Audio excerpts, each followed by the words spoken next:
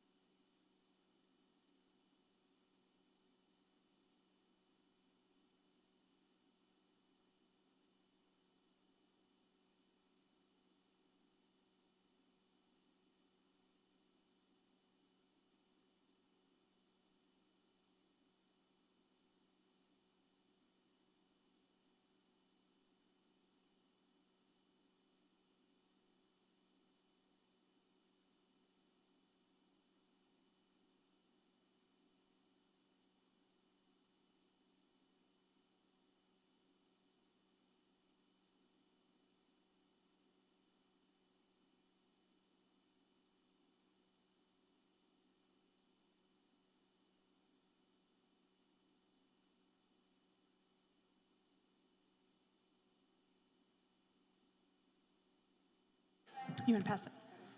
One too. Yeah. Okay, we're going to go ahead and get started. Before we do, though, we have a quick announcement. 1, 2, 3. Hello, good afternoon. Sergio Albónico Gonzalez. I'm one of the Spanish interpreters here, in case somebody needs interpretation in English and or Spanish. My colleague is back there. We have the headsets. Buenas tardes, señoras y señores. Tenemos 2 intérpretes de inglés y español. Sergio Albónico González y mi colega que está allá atrás. Tenemos acá los audífonos en caso de que alguien necesite ayuda. Muchas gracias. Buenas tardes. Thank you so much. Yeah, thank you. Okay.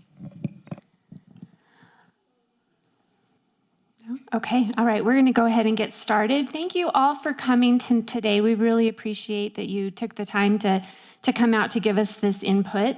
And I would like to officially welcome you to the Albuquerque Public Schools Community Conversation on the 2025-2026 budget. My name's Courtney Jackson, and I represent District 7 here in Albuquerque. And so just a little bit of background as to why we're here tonight. We're here to listen to your ideas on the APS budget. Like any family or business budgets that we have, the APS budget is the drivetrain for everything the district does.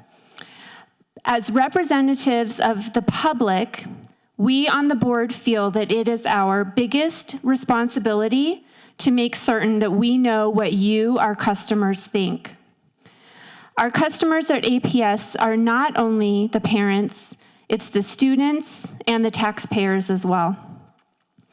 Your input tonight will help us on the board, as well as Superintendent Blakey and her staff, to put together a document that best serves the educational need of our 68,000 students. Rest assured, we do want to hear from our community members what you would like to see funded. We're so glad you're here, and we welcome the audience that's on our APS YouTube channel as well. Before we start, there are a few people that I would like to introduce just so that you can put a name to a face. For those of you that don't tune in regularly to our Board of Education meetings. So to my right, I have Board Member Janelle Astorga. Next to her is Renette Apodaca, our Chief Financial Officer. Melanie Blea, our Executive Director of Federal and State Programs. And at the end, we have Superintendent Dr. Gabriela Duran Blakey. And then right here in the audience, we have Board Member Josefina Dominguez as well. So just wanted to put names to faces for you. Welcome, everybody. As Board Member Jackson said, my name is Janelle Astorga. I represent District 1, which is the South Valley part of the Southeast Heights. So I want to be respectful of your time and kind of dive into it and give you an overview of our agenda tonight. So first, we're going to start with a budget overview. And we want to make sure that since we're talking about the budget and getting ideas from all of you, that you understand where our money comes from and what money can actually be given input on. Our financial CFO, our CFO, Renette Apodaca, is going to be giving a presentation, as well as Melanie Blea, our Executive Director of Federal and State Programs. So they'll give you some insight, and hopefully while you're listening to that presentation, you get some ideas flowing. After that, we'll have a listening session or breakout sessions where we're going to hopefully discuss some of your ideas on what's important to you when it comes to the budget, so we know what our community has to say, so we can make sure that we're taking that back to our district leadership and the board and implementing some of those suggestions. And we'll do that for about 30 minutes or so. Next, we'll do a share out. So as you're discussing, make sure that you pick somebody in your group to share out some feedback, because we want to make sure that everybody here is listening and hearing what those ideas are. And then we'll put them on these big sticky notes that you see on each side of the room. And with that, we'll collect that data and bring it back so we have those to look at afterwards. After our share out, we're going to be talking about next steps. So we'll do a timeline for both what the budget process is and creating the budget, but also what the timeline is for implementing some of your ideas that you share with us tonight. And then we'll do a closeout. And hopefully this is a really good time that we have together. We really appreciate you being here. We'll do some closing remarks, and then you'll get to go home and enjoy your evening. So again, I appreciate you all being here, and I'm going to hand it back to Member Jackson. All right, so before we go any further, I did want to point out some of the handouts. Hopefully you all picked up the handouts that were on that back table. If not, I will, yep, okay, we've got somebody who's going to bring them around. Thank you, you've been voluntold. One of them, the first one, this one, outlines the district's 4 goals. All of them focus on improving student outcomes. So our goal as a board is to make certain that our students are making strides in the classroom. And our hope is to make certain that our community helps us to drive funding towards those goals, which is exactly why we are here tonight. These goals don't just magically appear.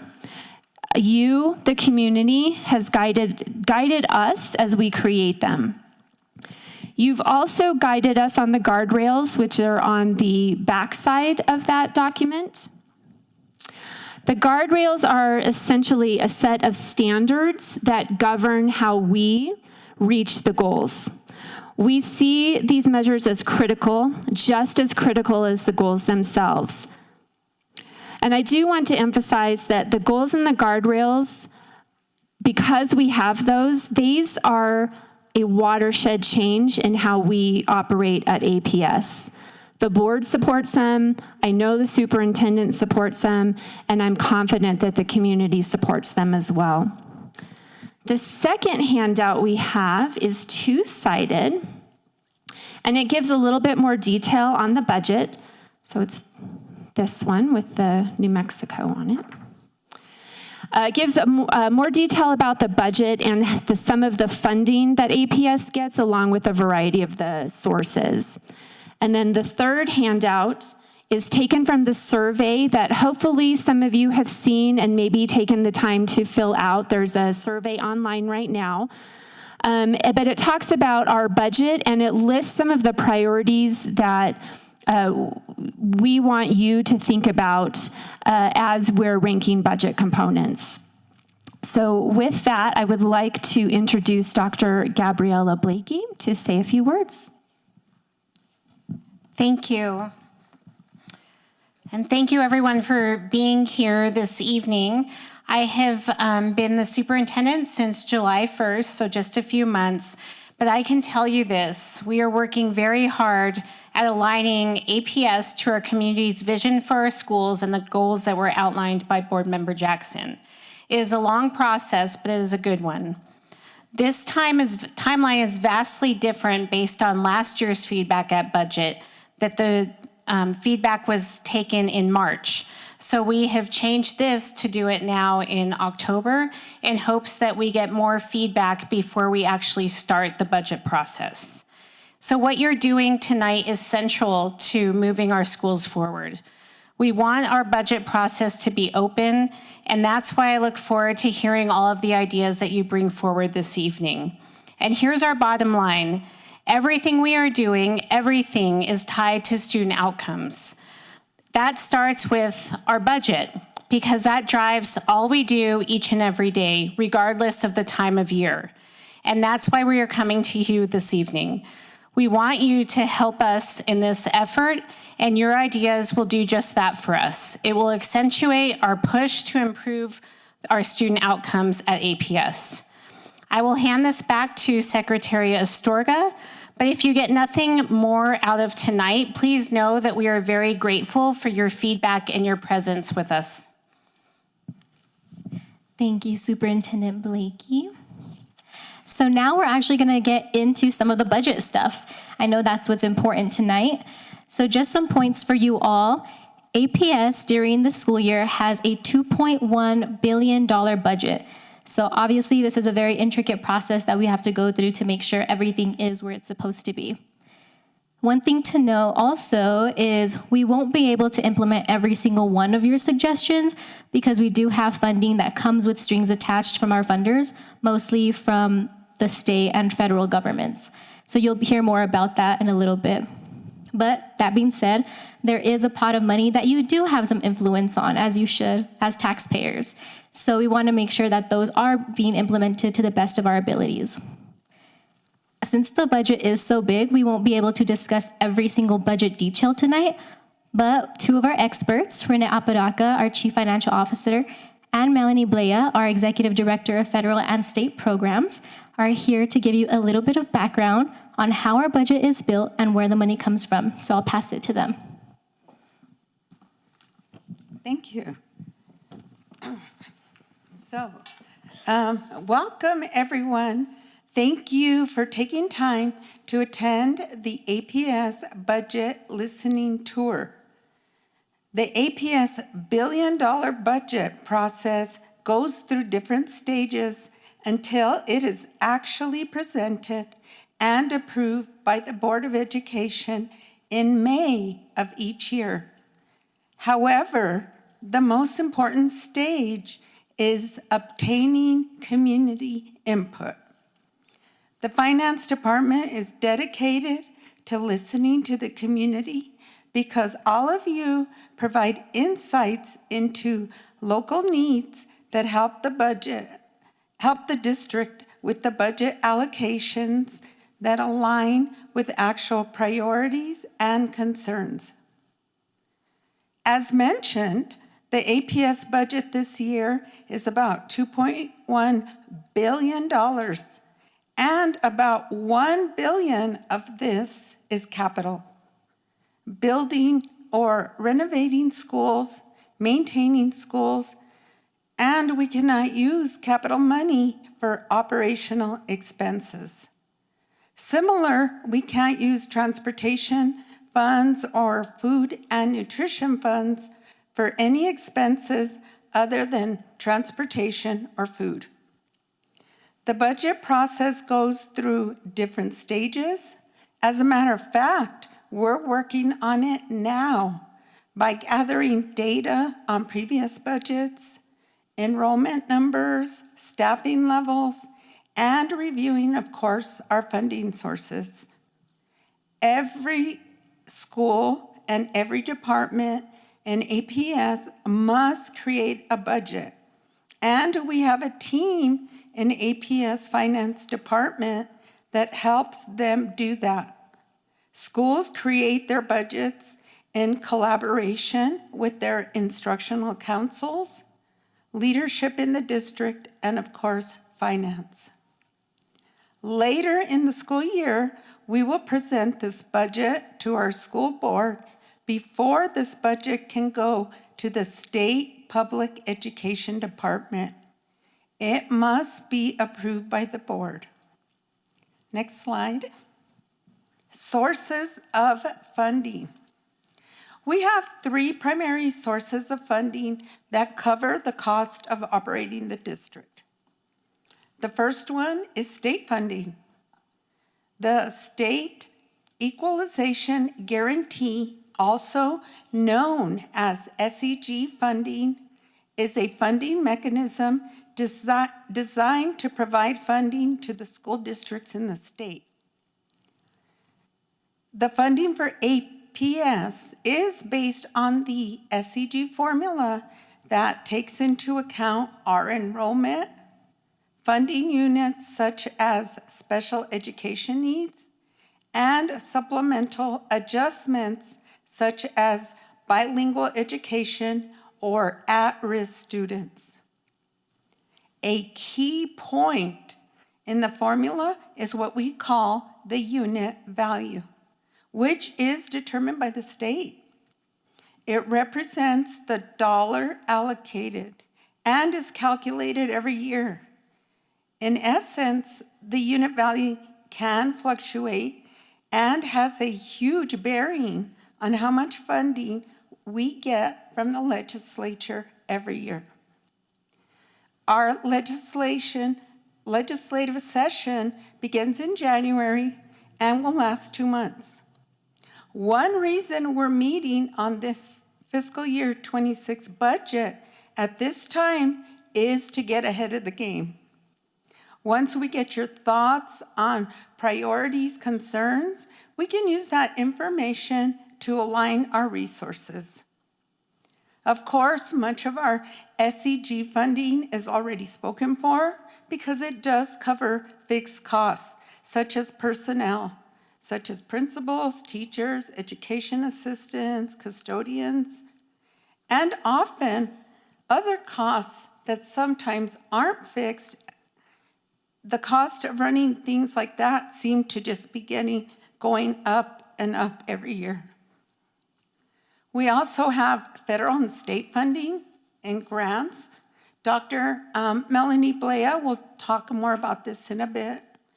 But we also get funding from federal and state government in the form of grants and title funds.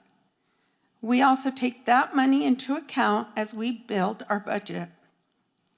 And then, of course, we have capital funding, which we talked about, and that supports our building, renovating schools, maintaining schools. Projects are identified through the capital master plan process, and these funds are specifically earmarked for those projects. Please remember that capital funding cannot be used for operational purposes.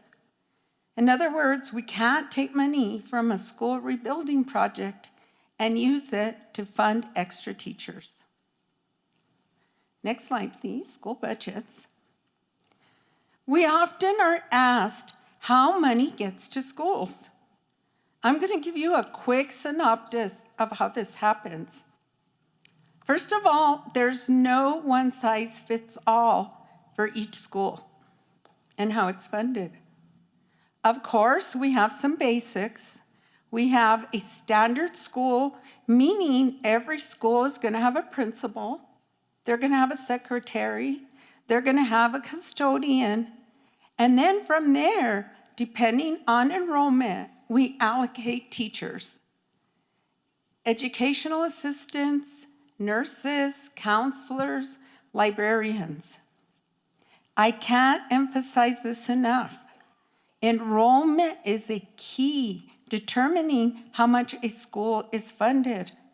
But of course, there are other variables, and these variables differ from school to school. So let me give you some of those variables. They include state mandates and class size. So for example, a high school are allowed to have larger classes sizes than elementary schools. The needs of students is also a consideration, for instance, in special education, and of course, how many special education students are enrolled at each school. We are always looking to be in compliance with our negotiated agreements. And also, it depends on the kind of individual school. For example, we have community schools, and we also have schools that we call top schools, which feature longer school days. We're also directing additional resources to schools that need extra support per the performance framework in order to increase student achievement, student outcomes. Schools will get a first look at their proposed budgets by February. Principals and instructional councils will draft a proposed budget for submission to the assistant superintendents in the budget office. And I just want to make sure that I emphasize that every school is unique. So that means their funding is unique also. And the reason each school is different is because their student population varies. So now I would like to introduce Dr. Melanie Blea, and she's going to visit with you to explain more about federal fundings and grants. Here you go.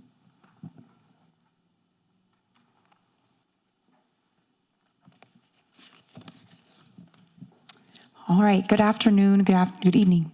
Under the leadership of Dr. Blakey, the Office of Federal and State Programs was formed on July 1st. This office is charged with strategically aligning federal, state, and local funds to district priorities through the goals and guardrails, with special attention to eliminating duplication and increasing the return on learning. This was a priority of Dr. Blakey's when she became superintendent in July. So what does strategic alignment mean? It means that as a district, we are aligning the budget to our community's priorities, with student achievement as our measure of success. Our federal funding comes through a variety of buckets that include Titles 1, 2, 3, 4, etc. And all of these funds are dedicated to specific purposes. You can see what each of those are targeted to fund on the handouts. It is important to note on the handout describing the federal and state grants that this is money that is anticipated for school year 25-26, and that of course is yet to be determined. In some cases, federal money and grants are targeted towards specific efforts, and in others, we as the district have autonomy over the allocation of those funds. There are some schools that receive Title I funding as a result of the number of students who qualify as economically disadvantaged. However, all schools, regardless of Title I designation, benefit from grant funding in various forms such as health assistance, behavior redirectors, and career-connected learning. Those are funded through other pots of money such as Titles 2, 4, and 3. Although this is a new office, this work is well underway for the strategic alignment of funds in collaboration with the Chief Financial Officer.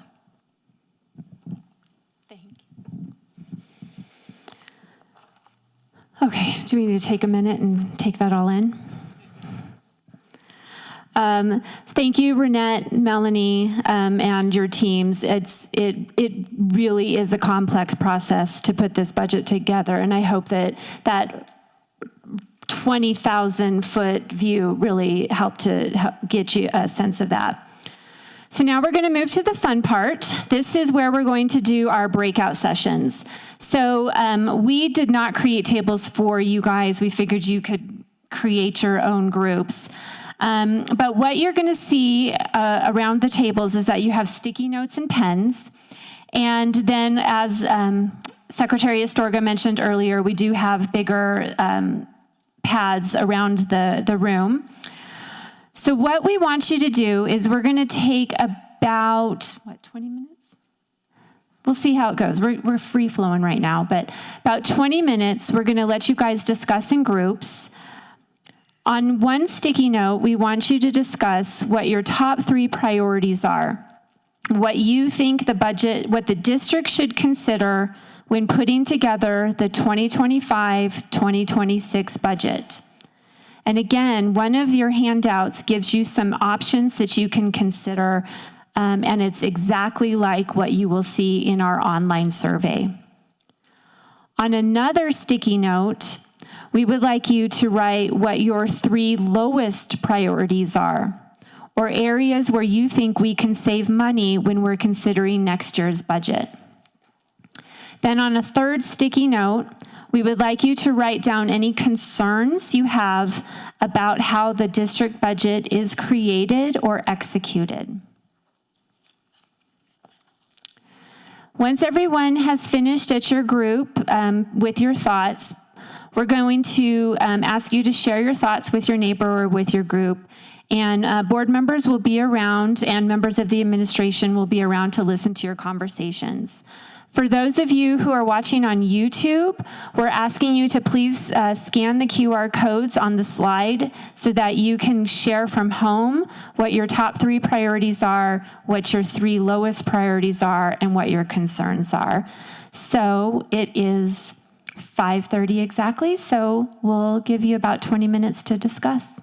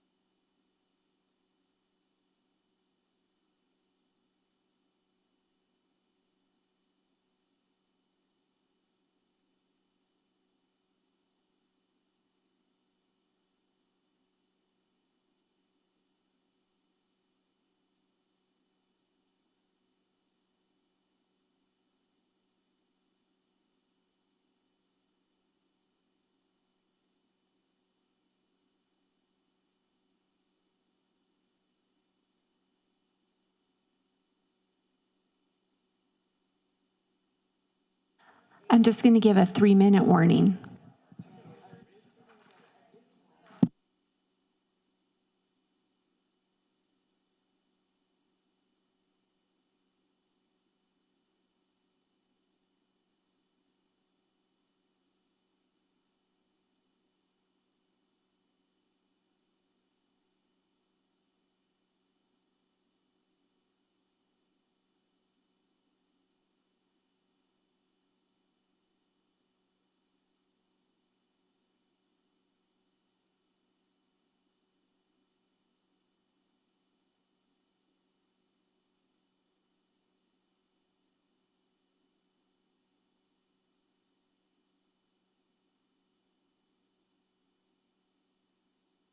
Sal.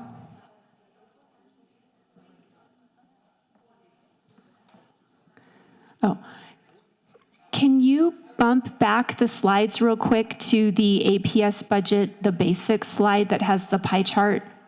Just real quick.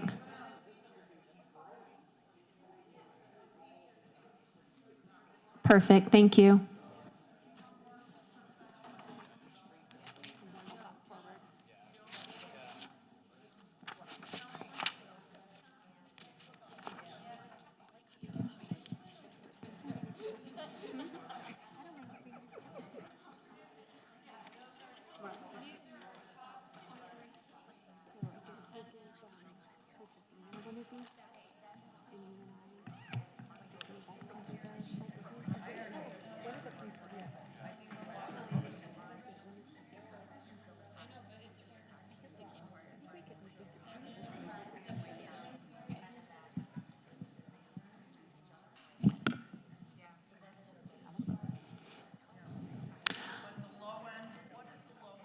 Okay, I think we're going to come back. Do you guys still need that pie chart up there? A couple more. Okay, take a pic.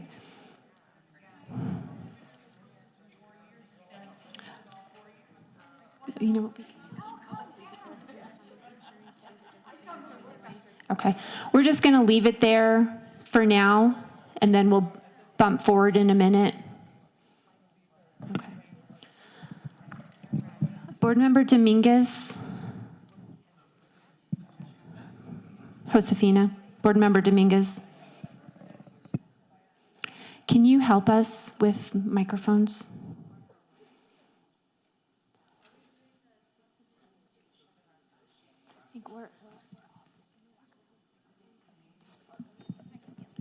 Okay. Okay. All right. All right. So I'm going to go ahead and bring us back.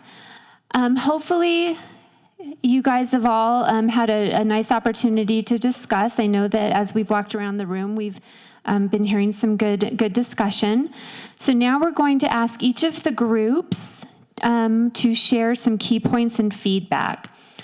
The one thing that we would like to ask you to do is to hold on to your sticky notes. So even if you as an individual wrote on a sticky note, we want you to hold all of those. And when we're done giving feedback, what we would like you to do is place your sticky notes on the easel pads that are around the room. And then what we're going to do is we're going to capture all of those thoughts as we prepare the budget. And when I say capture all of the thoughts, I really mean all of the thoughts. And what we're actually going to do is prepare a document that then will be shared with the public, as well as the Superintendent Blakey and the board. So you guys will all be able to see what the public feedback ultimately comes to. Okay, so now we're going to walk around the room.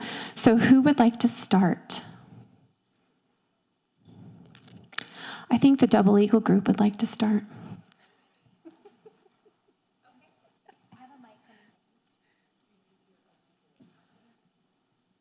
So, I'm sorry. Look, get the microphone. Okay, well, I'm not sure which part we're starting with, but one of the things that we felt, are we starting with concerns or? Your choice, what your priorities are. All right. Yeah. Oh, look, I feel so special. Okay, so some of our top budget priorities include that we want research-based curriculum that is aligned with with the goals, but also that's complete. We feel like, at least at some of our schools, our curriculum is not complete. We might get part of the curriculum, but therefore, some teachers with some of the money that's allocated towards their classrooms will use it to complete a curriculum, but others won't, so then the kids aren't all getting the same instruction. So that would be one of our top budget, would be a research-based curriculum that's aligned and complete. A second top budget concern of ours, or top priority, would be safety and security. So I think that's always a big concern for everyone. And then our third one is wellness, which really should be prioritized, whether it's being thought of in terms of nutrition, in terms of mental health supports, and I think that can go across all age groups. Do we need to go with the others? So some of our budget concerns include facilities, so like the HVAC systems. In a lot of schools, it's not great. But is there a way that we can use or utilize some of the government initiatives like Going Green or something to that effect, and using solar to help with some of our facilities and getting some of those rebates back? And then also, one of our concerns is just looking at this budget, that there's so little of the budget that goes to instructional materials. So only about 113,000 is what it looks like, and that's a concern of ours. And then with lower priorities, I'll pass that on. 113 million. It says 113,000 for instructional materials. Instructional materials says 0%. Okay. It's 113. Oh, do you, Has been discontinued. The state is no longer funding it with instructional materials. It's coming through SEG into the operational fund. And so it's buried in that 1023 number. There's 13 million in there. Plus the 113. can you say that again for the people online? Sorry. The fund that shows only 113,000, that is an old fund that the state has stopped depositing income revenue into it. They now use the operational fund, the one that's the big one, the 1023, the 1.023 million, and there is 13 million in that number related to instructional materials. It's buried in there. The 113 is what is remaining from the fund that was active many, many years ago. What got cut? Like where'd that money magically appear from? What isn't the operational budget covering the 13 million now? Where did the money come from? It's part of the unit value. They just moved it. They just reallocated it from the individualized into the big pie. So we didn't have to.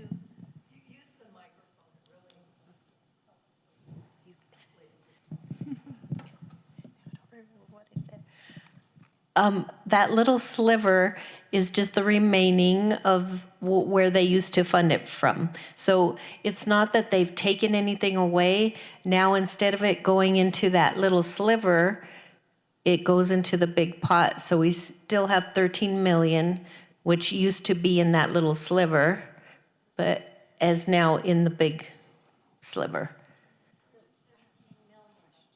So there's 13 million within that 1 billion.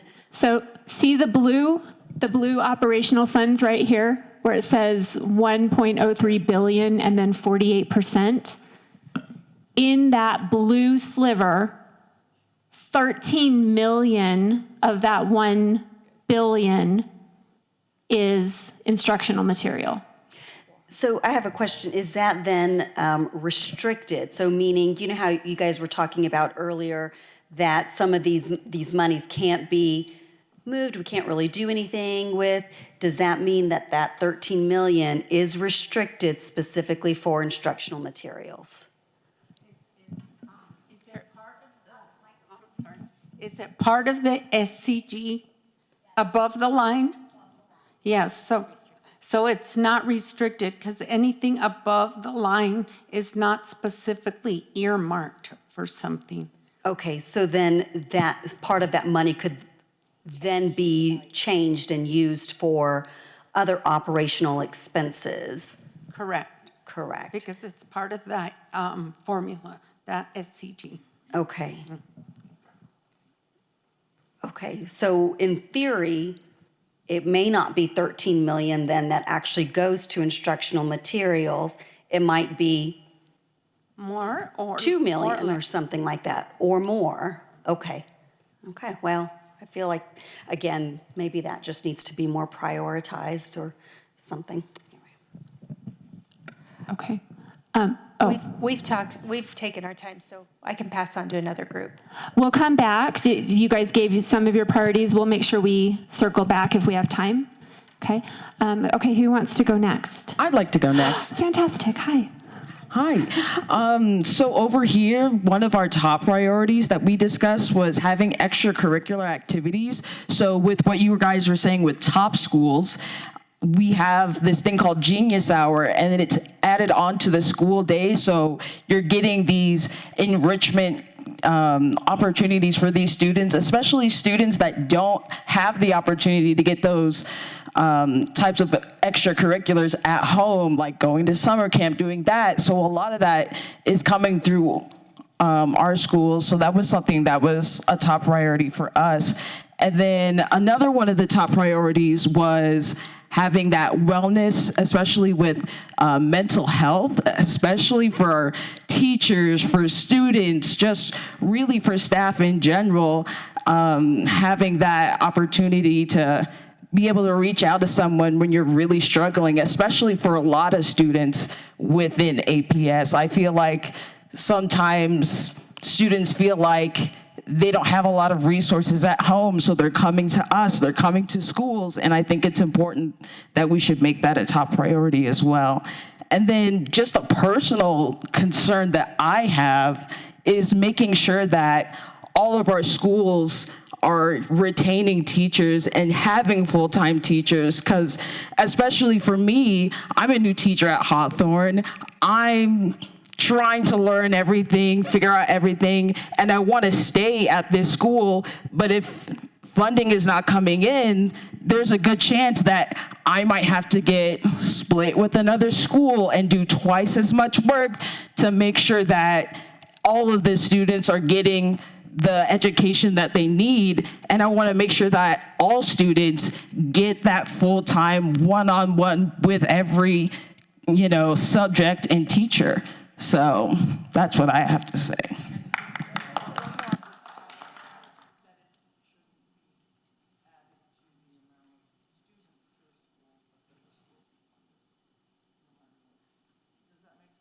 Yeah, so basically making sure that it's not just based off of, oh, well, how many students do you have at your school, but having, rather than equality, that equity aspect of what do your students need at this school, I guess is what we were kind of discussing here. So, oh, and also college readiness as well, and career. Thank you. And thank you for being a first-year teacher within APS. Appreciate you. Okay, this group, all right. Hi, so I'm Courtney Lawton, and I'm part of the Instructional Council at El Dorado High School. And I also teach English at El Dorado High School. And some of the concerns that we have immediately have to do with college and career readiness, in specifically HB 171 that's coming up that basically says that we have to offer high quality electives in college and career readiness fields. And we have so few teachers that are loaded up on core curriculum classes that they can't be released for electives, because then somebody would have to cover that core curriculum class.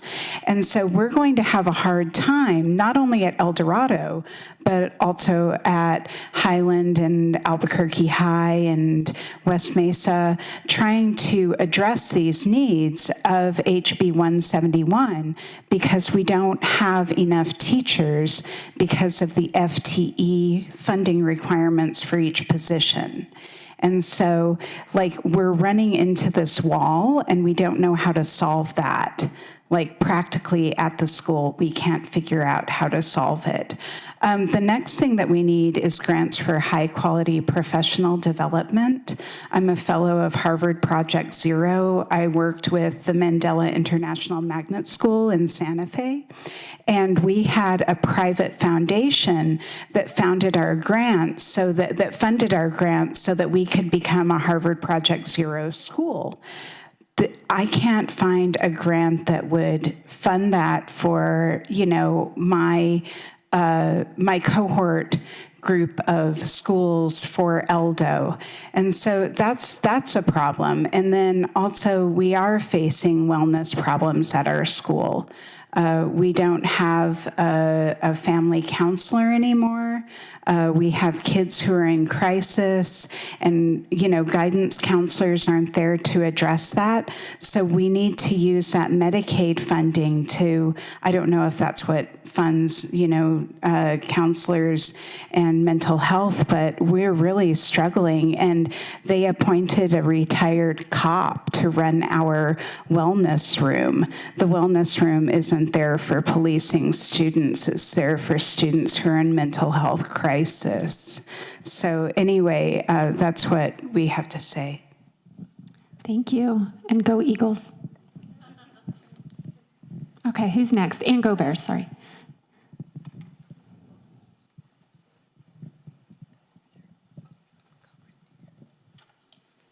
Hi, my name is Christina Leonard. I'm a resource teacher with the district.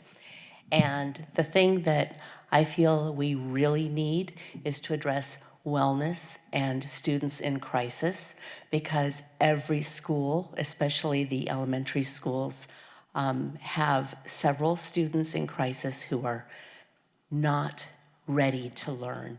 They perhaps have been, they've experienced trauma, or they just have not learned the skills necessary to function in a school setting. And so I propose that we implement some kind of program where we can provide the support necessary for them to learn those skills, to learn the skills of listening and responding to adult directions, to stay in the area of instruction. A lot of these students elope. They run all over the campus, and then somebody has to go make sure that they're safe. They can't teach the other students, so that's also impacting all of their classmates. They need to learn the skill of self-regulation. Instead of when something is not going their way, not to tear apart the entire instructional environment, tearing things up, breaking things, having the whole class have to evacuate to maintain their own safety. And they need to learn to keep their hands and feet and teeth to themselves, because they are a danger to their peers, they're a danger to staff. I know of one staff member who had to go to the ER for a pencil in the eye. The problem is real, and the problem is becoming less and less uncommon. And so we really have a deep need to have a safe place where we can teach these students how to function in the school. And we need access to mental health services as well, as specially trained teachers who can address trauma-informed instruction. And a specialized classroom where their sensory supports can be met. I mean, their sensory needs can be supported, and access to protected outdoor space where they can go outside, but they can't run and jump over the walls into neighboring yards and that sort of thing. Also, literacy programs in college and career readiness.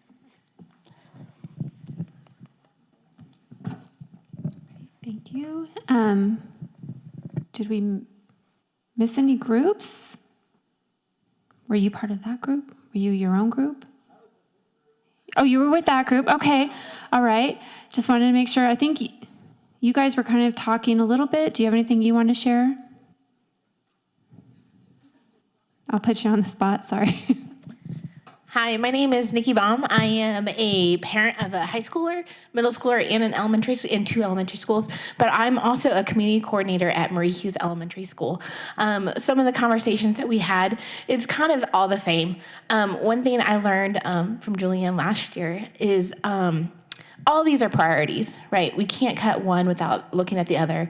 So how do we strategically look at all the priorities, all the concerns we have, and finding strategic solutions that can kind of bridge the gap or be the umbrella. But I do feel like there are some things that stick out.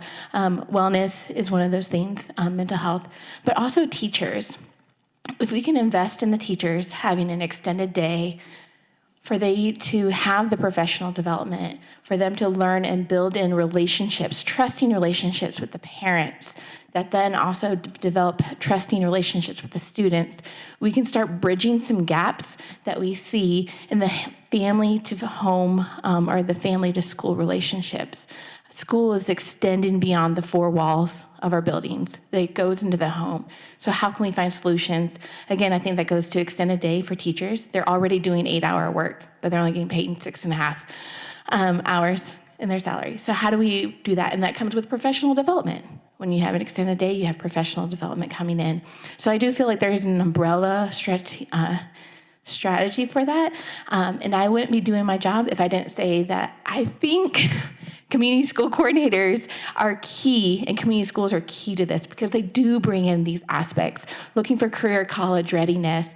When we as community schools are partnering with our communities, we can pull in the resources for them to be like adjunct professors or adjunct teachers coming in. Again, there's a funding issue. But we can pull in these resources for this aspect. Again, Dion's has an amazing program that they do with their leadership for students coming in. Why are we not pulling them to do classes for our schools and our high schoolers? So again, this is all with the partnerships that we are creating as a community school as well. So thank you. Thank you. Okay. Anybody else have something they want to say? Did you want me to circle back to you guys? Did you? Yes? Okay. Up here at front. So my name's Brian Schobel. I'm a district resource teacher for special ed for transition. So goals 2 and 3, or 3 and 4, I should say, are our main ones that we're focused on. But I think the district is doing some really good things that I do want to recognize. I mean, we've been embracing classroom culture to get more social awareness and social emotional learning in all schools. I think we've been training more. Teachers and been training more staff in general on nonviolent crisis intervention and helping everyone have the right skills and having verbal de-escalation skills to really address a lot of what was being talked about on that side. I think the areas of need really come across for me under special ed is we're still really isolating a lot of students with disabilities where other school districts across our state don't have the level of resources that we have.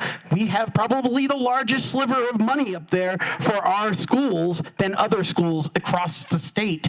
And the biggest thing that I see very different is inclusive practices with our students with disabilities. Most school districts don't have the resources to have so many segregated settings and district services. They have more inclusive practices being done in the gen ed setting to allow more students with disabilities access to the gen ed curriculum because they have to, not because they want to, but because they have to because of their budget restraints. So I think when we're really looking at how do we really address our budget restraints, when we really don't have it compared to like other school districts across our state, we really have to look at how we are addressing special ed. Also, it's 22% of the population on that one little sliver. So, I mean, that's a huge thing. And I mean, we've advocated, educators and professionals across the country are advocating for full funding of IDEA. And it's another component of this to get more federal dollars into every state so that we have more federal dollars for special ed. But I mean, that's a whole nother level. So I mean, something we can truly address, more inclusive practices. And I think that's a big thing when looking at CTE. I mean, all students need more access to CTE and more relevant CTE to their interests and to the needs of the community. So looking at our needs assessment and talking with Tori from Career Connected Learning and really looking at that data that was collected and really allowing that to drive what electives we offer, because that was also data from community members and business members and teachers and administration. So it's a very large data pool that really is really representative of what the community is saying they want and need. So I think that's another way of really kind of having a clear-cut point to why we increase electives over here and maybe have to decrease electives over in another area just to better meet our students' needs. So that's all I have to say. Thank you. Okay. Oh, and we got one. Does he have the microphone? Oh, you've got it. Okay. How you doing? My name is Sean Couvion. I'm a parent and volunteer at East San Jose Elementary, and our area is pretty underserved. And these kids go home after school, and they're there most of the time. And they come from, parents in this generation that are raising these kids are dealing with a lot of things, and they have backgrounds that they deal with. And since I started volunteering, I've seen there's parents that don't want to get involved because of their background. There's certain things that, they don't want to ask for help because they feel embarrassed or feel bad. And it's hard to get them to understand that the more that they're in the school and the more that they're participating, the better their kid's going to do. It seems like they just want to send their kid and try not to be involved as much.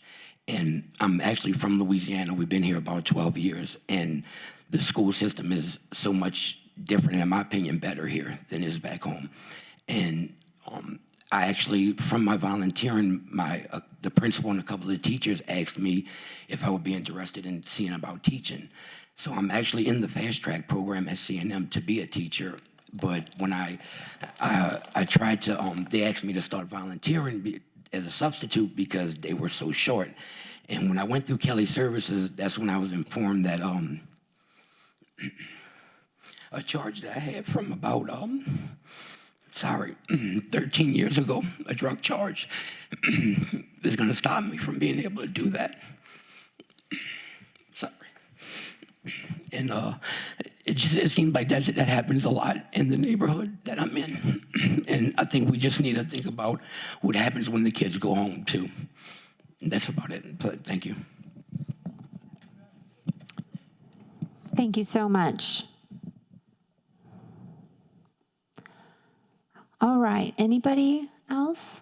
Okay. Thank you. Oh, one more. This is just a comment for you guys up there. This is my favorite interaction with APS. Just to watch you guys listen to everything that we're saying, which is not glowing reviews. I'm so excited, Dr. Blakey, to see what you're going to do. I hear you listening. I see you listening. And I hear you asking for feedback. That's new for us. I think everybody in this room can agree. That is a new thing. And it's just really impressive. It speaks a lot to you and what you're trying to do with the district. So thank you. Thank you for listening. And I'm excited to see where we go.